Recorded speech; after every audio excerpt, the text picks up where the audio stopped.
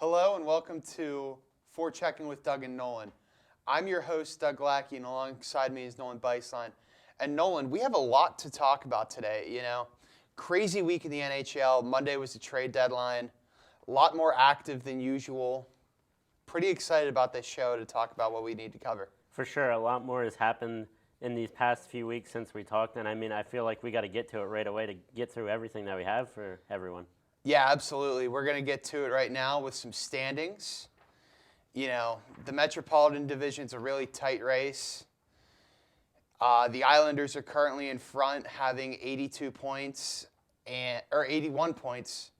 The Capitals are in second place. They don't seem to go away. We know the Blue Jackets really loaded up at the deadline, acquiring a lot of key players. And right now, the Carolina Hurricanes are currently in a wild card spot, and that means the Penguins are out of a playoff spot at the moment. It's kind of been like up and down. They have a back-to-back this weekend against Buffalo and Montreal, and hopefully they can make up some ground in that tight divisional race. Yeah, for sure. The Metro is such a great division, and we've seen it year after year, but the Atlantic is one of the strongest, with Boston going on a run for an 11-0-2 run in February alone. And with Boston, they recently acquired Marcus Johansson, he was one of those key players that they think could fit on the line with Brad Marchand, and that's one of the keys. So as we look at these standings, we have Tampa Bay, I would want to say, is in first place. Yes. With 102 points, I believe. That's pretty insane for the Lightning. I think him and Kucherov are almost battling for Kucherov. How many points if he can beat as many points as the Lightning get? The Bruins are at 85. The Maple Leafs are at 82. The Canadiens are at 75. The Panthers at 66. The Sabres at 66 as well. The Red Wings at 55, and the Senators at 49. And I just want to say, you see the Ottawa Senators down at the bottom of those standings. They just traded away a lot of their key players, and just this morning they fired their head coach, Guy Boucher. For whatever reason, they decided it was time to make a change there in Ottawa. Yeah, for sure, hoping to find something. And a little thing from Hershey in the past, Troy Mann is now the coach at Belleville, and he could be one of those key guys that comes up maybe in the future to become a head coach in Ottawa. Yeah, I could totally see him coming in as a replacement next season after Mark Crawford's contract expires. He's currently the interim coach of the Senators and will continue to be for the rest of the season. And now on that note, we're going to look at the Western Conference. A lot of activity going on out in the West. All the teams in the West made a lot of trades. It's going to be a dogfight here.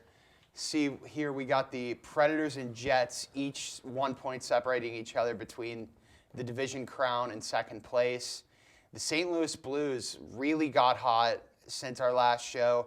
Really been led by rookie goaltender Jordan Binnington. They've gone on quite a run to claim that third spot in the Central. And the Stars and the Minnesota Wild are currently both your Western Conference wildcard teams. And I think that's really interesting. It shows the strength of the Central Division, having 5 playoff teams in that Western Conference playoff so far. Yeah, for sure that Central Division is one of those key divisions where it's always going to be a push for who gets in. And even though, as you said, for the Blues, Jordan Binnington is really what has been carrying them. Jake Allen has been struggling a little bit, so they can rely on that rookie goaltender like him. And I could see it from whenever he played in the AHL against the Hershey Bears. He had a lot of amazing saves and had a lot of talent to prove somewhere, and you knew it wasn't going to be in Boston whenever he was playing for the Bruins. Yeah, I feel like Binnington really reminds me of Matt Murray whenever he first came up in 2016. Was really just a dominant force there. Really kind of just helped the Penguins go on that first Stanley Cup run in 2016 and then led the rest of the way into the 2017 back-to-back run. Yeah, I would totally have to agree with you. And as we look into the rest of the West, the Pacific is one of the craziest divisions I think I've seen ever in these past couple of years, with as tight as it's been. So we'll take a look at the Pacific now. The Flames are at 89 points, the Sharks at 82, the Knights at 73, the Coyotes at 67, the Canucks at 63, the Oilers at 61, the Ducks at 57, and the Kings in last at 54. And I've almost noticed that it kind of spread out a little, But any of these teams, as we saw the Blues, could go on a hot run. Yeah, absolutely. And I feel like the Arizona Coyotes are currently in the midst of a run. I could totally see them sneaking in there in the end, grabbing the 7 or 8 seed in the West, possibly, making the playoffs and maybe going on a little bit of like a Cinderella type run. Yeah, for sure. I totally have to agree with you there. Arizona is just one of those teams that's kind of quieter and just kind of making their moves throughout the standings. But I think once we come back from commercial, we'll have to talk about the trade deadline and tell everybody about certain moves that have taken place to help some of these teams out west. Yeah, absolutely. Going to have to take a quick commercial break here. But stick with us. This is Forechecking with Doug and Nolan on CUTV.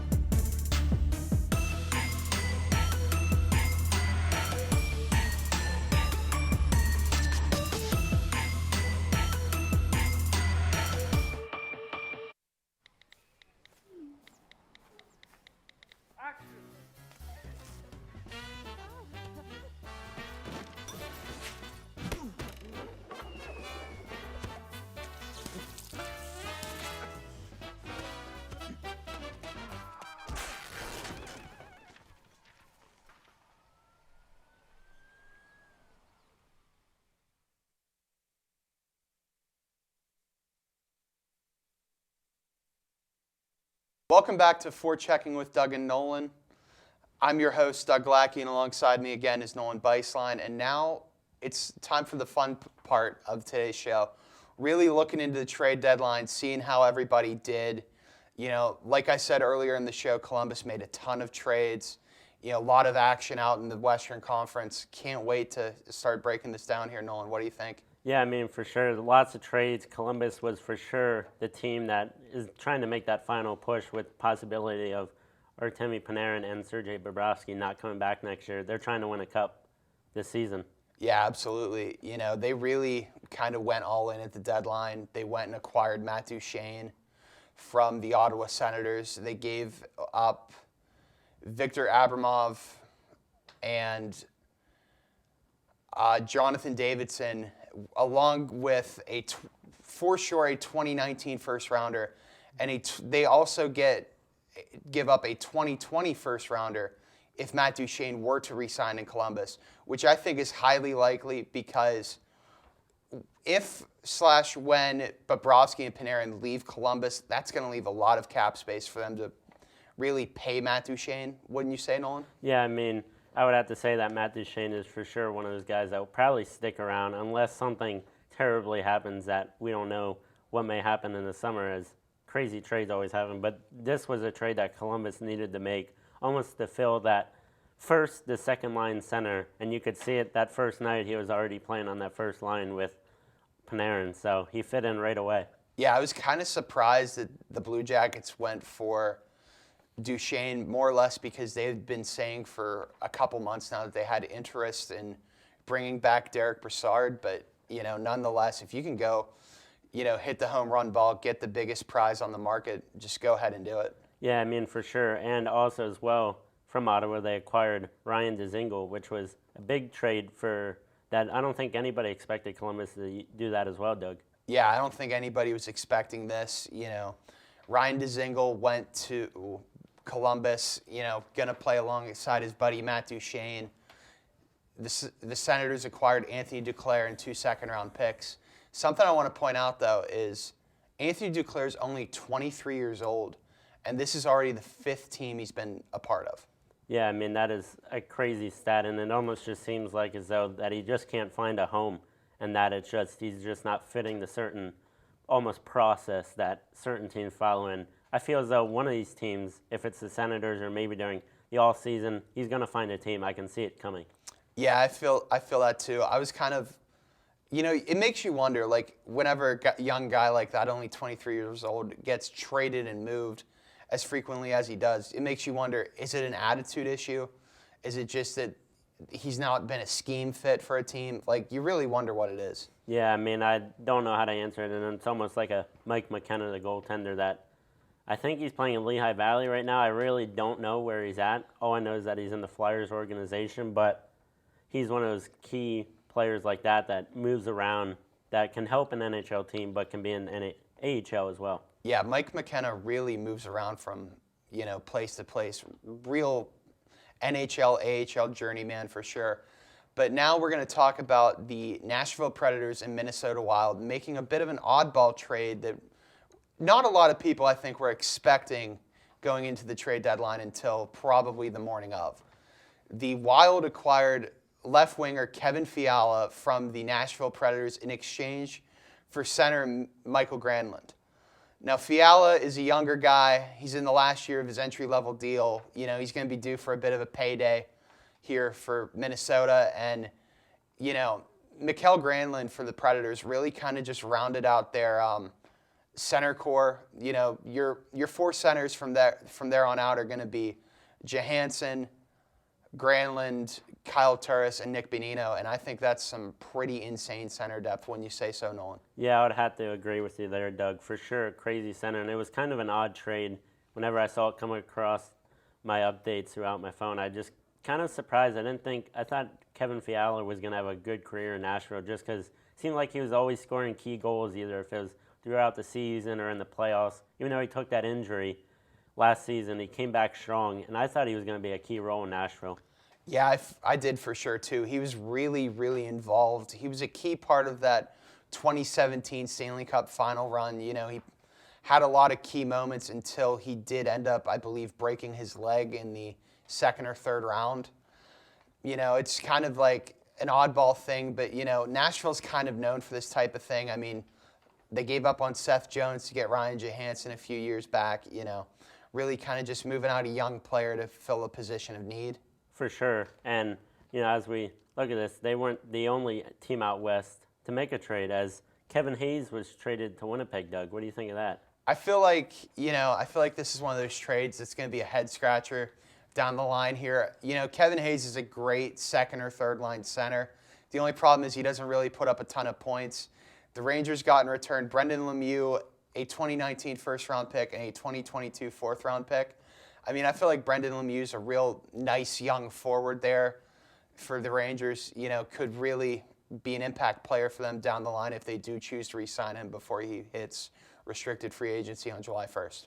Yeah, I would have to say the same, that Brendan Lemieux is just kind of one of those guys. I don't know if the Rangers are trying to go a little bit younger. They had some of their older players as traded away Matt Zuccarello at the trade deadline and guys like that you kind of thought maybe they would have kept around.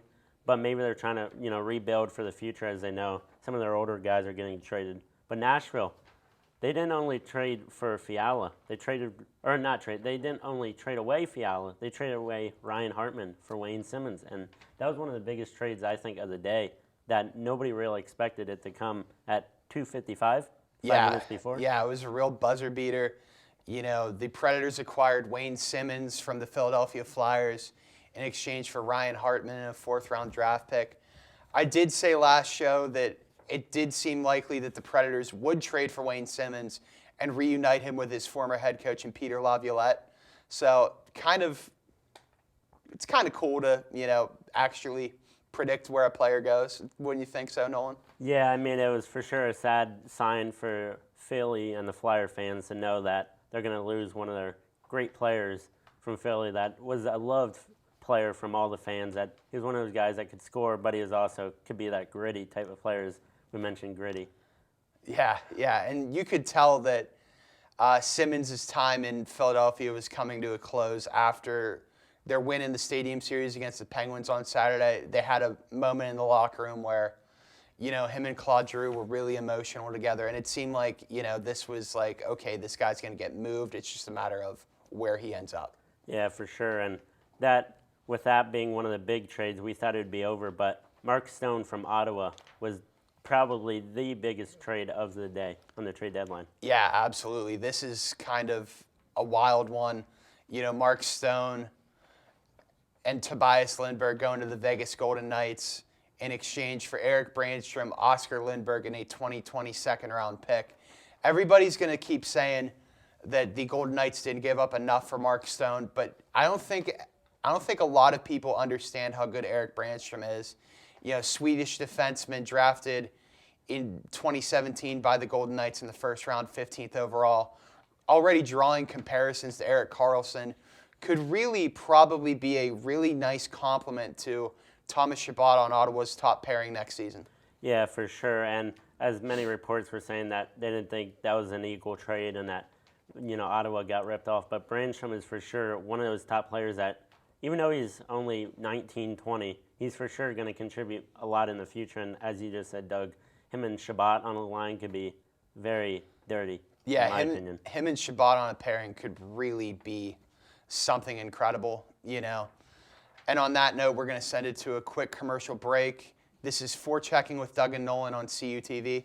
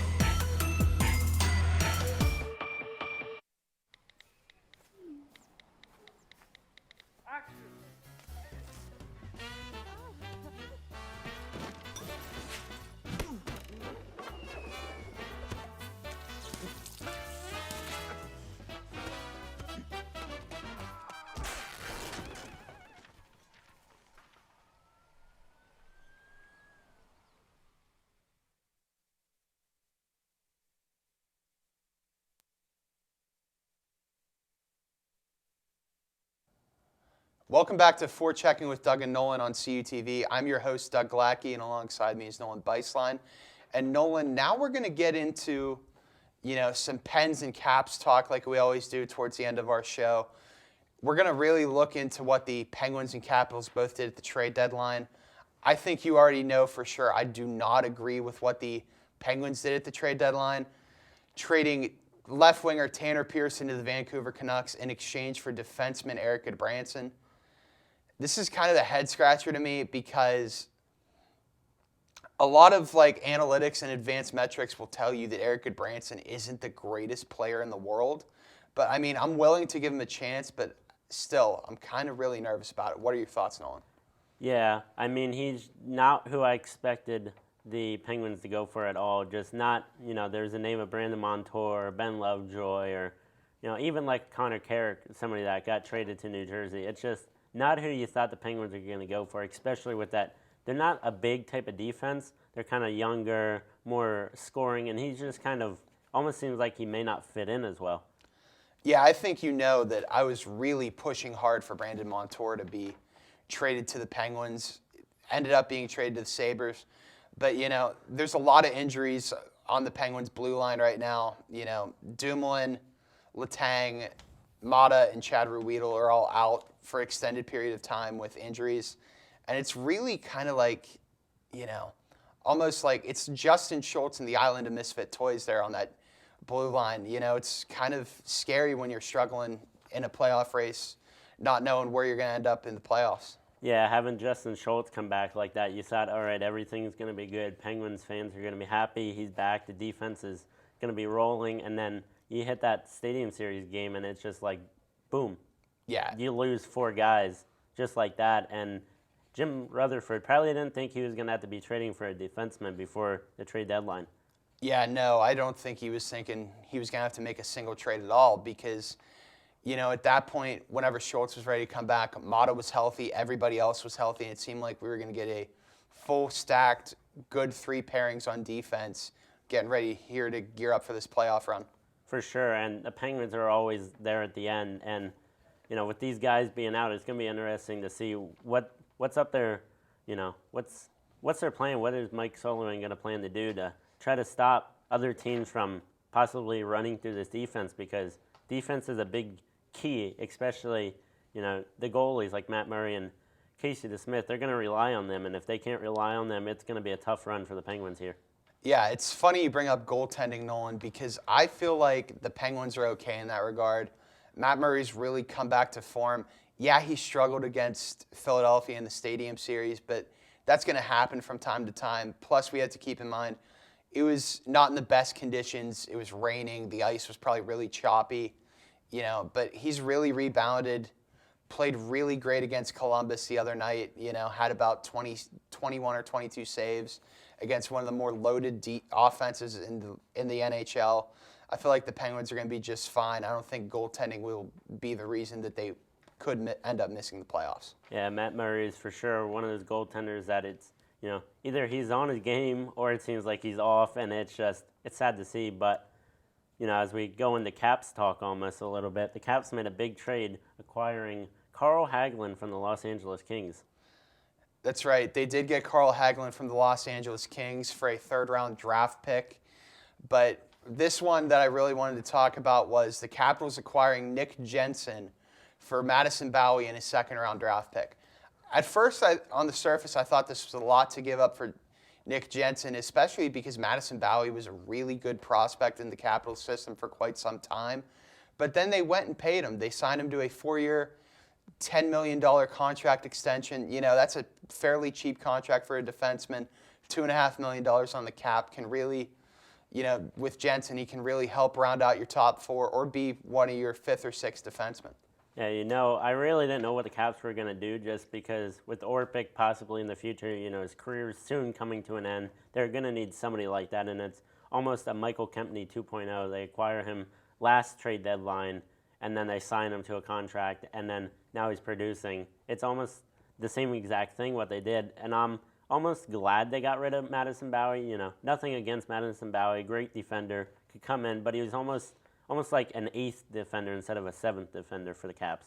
Yeah, I feel like there wasn't enough room for Bowey, especially last year whenever Christian Juice came up. There was a lot of hype around Madison Bowey at that time, but then Christian Juice just kind of came up and took his spot per se. Same with Jonas Siegenthaler. He came up in a pinch whenever the Caps were having injury issues. He played some key minutes for them, and I know for a fact that the Capitals really love him as a depth piece on defense. Yeah, Jonas Siegenthaler for sure. That's Switzerland defender that the Caps drafted a couple years ago, now playing with Hershey. But, first time, it'll be interesting to see what they do with him just because of signing Jensen, having Juice. Will he come up and be that seventh defender, or will he be one of those guys that say, I want to move on and start my NHL career somewhere else? And also, something that both of us thought was going to happen, Andre Burakovsky did not get traded. Yeah, Burakovsky did not get moved. I was really surprised by that, especially with the lack of – the Caps have too many forwards right now. I mean, they had to put Devontae Smith-Pelly on waivers in order to acquire Carl Hagelin. I was actually shocked that Smith-Pelly did not get claimed just simply because of the playoff track record he had, especially last season with the Caps. He was a key part of that 2018 Cup run. Yeah, I mean, for sure.